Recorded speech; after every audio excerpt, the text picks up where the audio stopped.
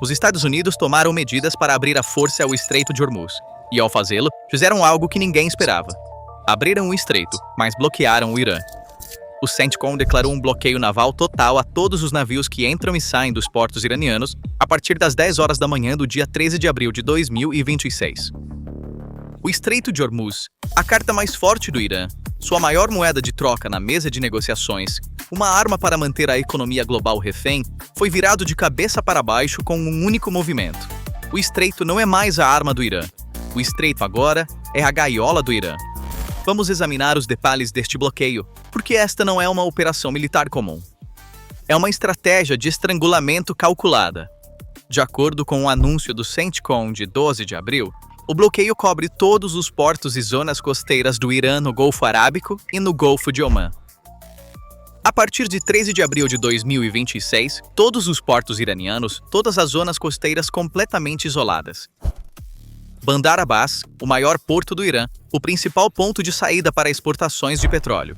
Bushehr, base naval e conexão petroquímica. Chabahar, o porto estratégico no Golfo de Omã, a perna iraniana da Iniciativa do Cinturão e Rota da China, todos bloqueados. Nenhum navio poderá entrar ou sair. Mas Washington está fazendo uma distinção inteligente. O bloqueio tem como alvo apenas os portos iranianos. Navios que transitam pelo Estreito de Hormuz para portos não iranianos estão livres. Petroleiros indo para a Arábia Saudita, os Emirados Árabes Unidos, o Catar, o Kuwait não são afetados. Essa distinção alcança duas coisas simultaneamente. Estrangula o Irã, mas não corta o fluxo de petróleo dos aliados, e cria uma posição mais defensável sob o direito internacional do que um fechamento total. Na prática, o que isso significa? O Irã estava exportando aproximadamente 2 milhões de barris de petróleo diariamente, já restritos por sanções, enviados para a China através de petroleiros da Frota Fantasma. O bloqueio interrompe esse fluxo completamente. Analistas calculam que as receitas do regime podem cair até 80%. Da noite para o dia, a torneira que despeja dinheiro nos cofres do Irã está sendo fechada. E este bloqueio não é um blefe. Por trás dele está um enorme reforço naval. USS Abraham Lincoln e o Carrier Strike Group 3 estão posicionados no Mar Arábico, proporcionando superioridade aérea com caças F-35C e FA-18T. O grupo USS Gerald R. Ford está apoiando. Destruidores da classe Arleigh Burke formam a linha de bloqueio. Aeronaves de reconhecimento, P-8A. Poseidon monitoram o tráfego marítimo 24 horas por dia, 7 dias por semana. Submarinos estão prontos. Mais de 50 mil militares fornecem apoio terrestre. Mas declarar um bloqueio é uma coisa, impô-lo é outra. O ponto mais estreito do estreito tem apenas 33 quilômetros de largura. As faixas de trânsito são ainda mais estreitas, aproximadamente 3 quilômetros por direção. Neste espaço apertado, dezenas de petroleiros e centenas de embarcações comerciais transitam diariamente. A Marinha dos Estados Unidos deve parar e inspecionar cada um, filtrar aqueles destinados ao Irã e liberar o restante dia e noite, 24 horas por dia, independentemente do clima. A operação funciona assim. Destruidores formam a linha de bloqueio. Sistemas de radar e satélite detectam cada embarcação que se aproxima. Aeronaves P-8A patrulham de cima. Quando um navio suspeito é detectado, uma equipe de abordagem transportada por helicóptero é enviada. Eles embarcam no navio, verificam a carga e a rota. Se estiver indo para o Irã, é parado e mandado de volta. Se não, é liberado. Parece organizado, mas na prática é caótico. O estreito tem navios que trocam de bandeira, embarcações que apresentam rotas falsas, petroleiros fantasmas com transponders desligados. O Irã tem evitado sanções com esses métodos há anos. Usará os mesmos métodos para tentar romper o bloqueio. E as possíveis respostas militares do Irã trazem riscos sérios. Barcos de ataque rápido, embora a base naval de Bushehr tenha sido atingida, o Irã ainda possui centenas de barcos pequenos e rápidos em pontos costeiros dispersos. Estes podem assediar grandes navios de guerra através de ataques em enxame, uma doutrina para a qual o Irã tem treinado há décadas. Mísseis de defesa costeira. O Irã mantém mísseis antinavio implantados ao longo de sua costa em posições dispersas. Ameaça submarina. Os submarinos diesel-elétricos da classe Kila do Irã são alvos difíceis de detectar nas águas rasas do Golfo. E talvez o mais insidioso, a reminagem. O Irã pode colocar minas a partir de pequenos barcos, até mesmo embarcações de pesca sob a cobertura da escuridão. Cada rota limpa pode se tornar perigosa novamente em uma única noite. Mas os Estados Unidos têm sua carta mais forte. O Irã já não possui a estrutura de comando para empregar qualquer um desses riscos de maneira coordenada.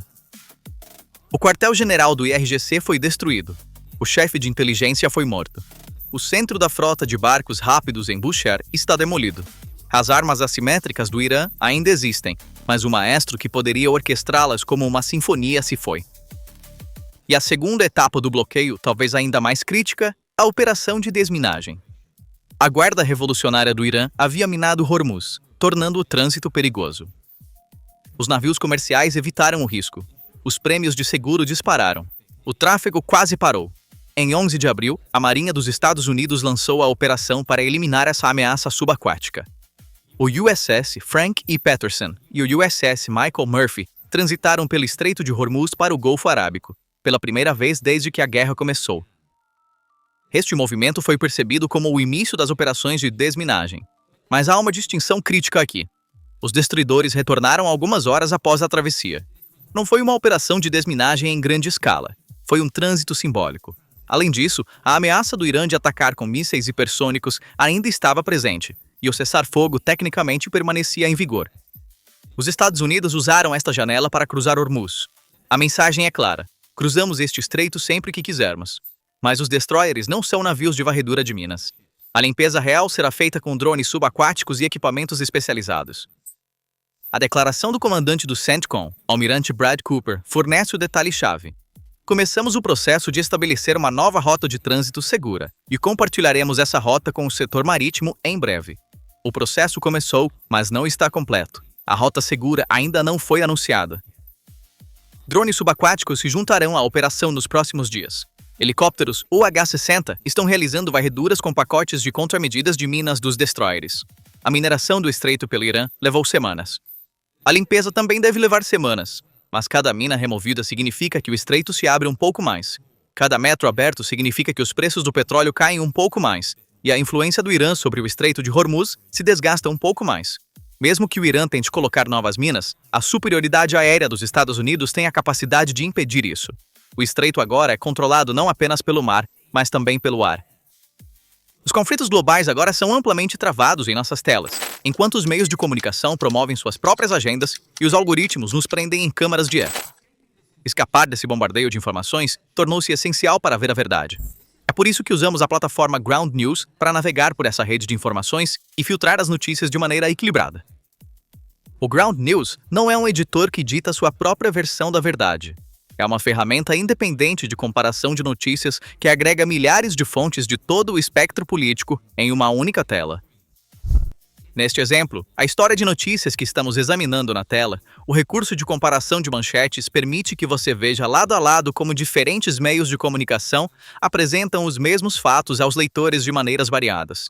O sistema avalia fontes de notícias, não artigos. Dessa forma, você pode instantaneamente aprender as inclinações políticas do veículo de mídia que está fornecendo a notícia que você está lendo, a pontuação de precisão atribuída por organizações de monitoramento independentes e até mesmo quem financia esse veículo, ou seja, sua estrutura de propriedade. Além disso, com a funcionalidade de ponto cego, você pode identificar notícias que um segmento destaca em suas capas, mas que outro segmento ignora completamente, ajudando você a reconhecer a verdadeira natureza da censura. Fundada por um ex-engenheiro da NASA, esta ferramenta é seu escudo analítico contra a desinformação. Escaneie o código QR ou visite ground.news ppr na descrição para obter acesso ilimitado ao plano Vantage com 40% de desconto. Agora, vamos voltar à nossa análise geopolítica. Agora, vamos olhar para o quadro geral. Este bloqueio não é um movimento isolado. É a remoção da última carta do Irã.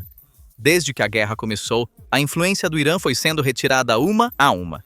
A defesa aérea colapsou nas primeiras semanas.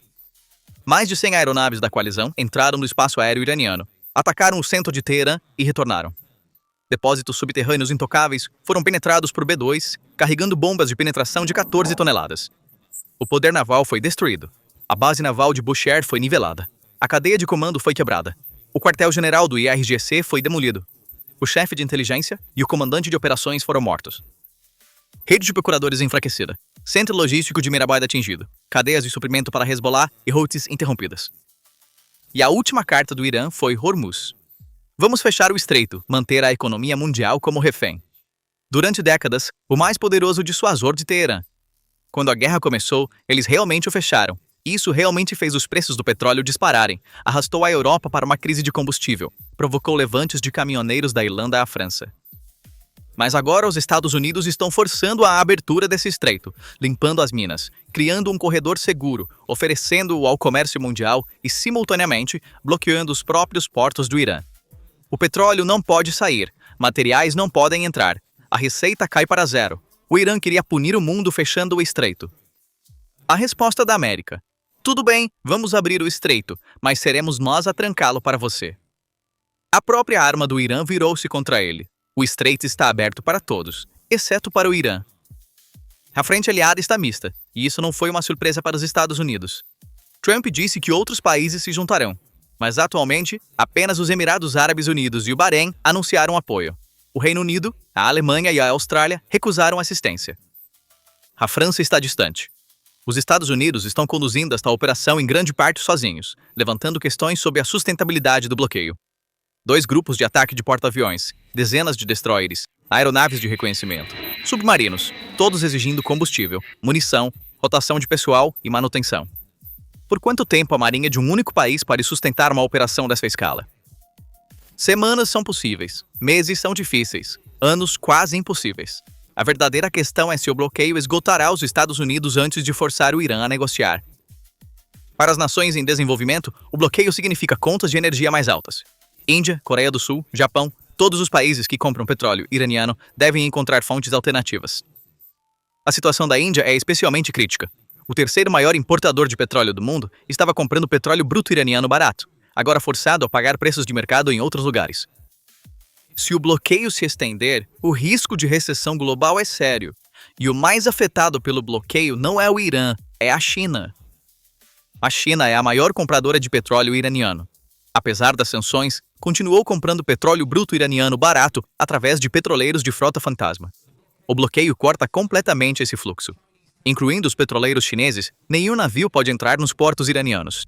Isso significa várias coisas para Pequim. Primeiro, o petróleo iraniano barato acabou. Fontes alternativas são mais caras. Segundo, o investimento da China na iniciativa Belt and Road no porto de Chabahar agora é um investimento em um porto bloqueado. Terceiro, e talvez mais importante, os Estados Unidos estão enviando uma mensagem clara à China. Nós controlamos o fluxo de energia no Golfo e podemos fechar qualquer torneira que quisermos a qualquer momento. Pequim condenará diplomaticamente o bloqueio, mas uma intervenção real é altamente improvável. A China não pode arriscar um confronto militar direto com os Estados Unidos, especialmente durante um período de tensões contínuas com Taiwan. Para os mercados globais de petróleo, o cenário é misto. O petróleo do Irã sendo retirado do mercado eleva os preços, mas a abertura do estreito, a remoção de minas, o estabelecimento de um corredor seguro, criarão um efeito de equilíbrio ao permitir o fluxo livre de petróleo não iraniano. A Arábia Saudita e os Emirados Árabes Unidos estão se preparando para aumentar a produção para preencher a lacuna. No médio prazo, os preços podem se estabilizar, mas a ausência do Irã é uma variável permanente, e essa equação tem significado direto para a Europa. Limpar o Estreito de Hormuz de Minas e abrir o corredor seguro aliviará o gargalo que desencadeou crises de combustível da Irlanda à França. Quando o fluxo de petróleo se normalizar, sem o Irã, a pressão sobre os preços diminuirá. O caminhoneiro em Dublin, o agricultor em Paris, poderão sentir o efeito em poucas semanas. Então, o que o Irã pode fazer agora? Opções existem em teoria, mas na prática, todas se estreitaram. Poderia tentar colocar novas minas, mas a superioridade aérea dos Estados Unidos e a vigilância contínua têm a capacidade de impedir isso. Poderia lançar uma operação naval para romper o bloqueio, mas a base naval de Bushehr está destruída. A frota de barcos rápidos é ineficaz. A capacidade de defesa costeira está enfraquecida. Poderia retaliar atacando a infraestrutura energética dos estados do Golfo, como no ataque a Jubail. Mas isso empurraria a Arábia Saudita e os Emirados Árabes Unidos totalmente para o campo anti-Irã e aprofundaria o isolamento regional. Poderia ativar forças proxy em plena capacidade, mas a cadeia de comando do IRGC está quebrada. O centro logístico de Mehrabad foi atingido. As cadeias de suprimento estão interrompidas. As negociações de paz com o Paquistão colapsaram. O bloqueio veio logo após esse colapso. A mensagem é clara. Volte à mesa de negociações ou a pressão se multiplicará. E a realidade mais crítica, o bloqueio está estrangulando a economia do Irã um pouco mais a cada dia. Quando a receita do petróleo chegar a zero, os salários dos soldados, a produção de armas, o financiamento de procuradores, tudo seca. O tempo não está a favor do Irã. A cada semana que passa, um pouco mais fraco na mesa de negociações. A mensagem de Trump é clara: sente-se à mesa ou afunde. Por anos, o Irã assustou o mundo com Hormuz. Este estreito é nossa arma, diziam. E por um tempo foi. Quando fecharam o estreito, os preços mundiais do petróleo dispararam. Crises de combustível eclodiram por toda a Europa. Países pararam. Mas em 13 de abril de 2026, os Estados Unidos tiraram essa arma das mãos do Irã e a reverteram. O estreito está se abrindo, mas os portos do Irã estão fechando. As minas estão sendo removidas, mas o petróleo do Irã está bloqueado. O comércio mundial é livre, mas o Irã está isolado. Não há exemplo mais claro de a maior alavanca de um país ser usada contra ele. Hormuz já não é mais a arma do Irã. Hormuz agora é a gaiola do Irã. Então, quais são seus pensamentos sobre este assunto? Compartilhe suas opiniões nos comentários. Não se esqueça de se inscrever no canal e ativar as notificações para ficar atualizado sobre as análises exclusivas da PPR Global. Obrigado por nos escolher.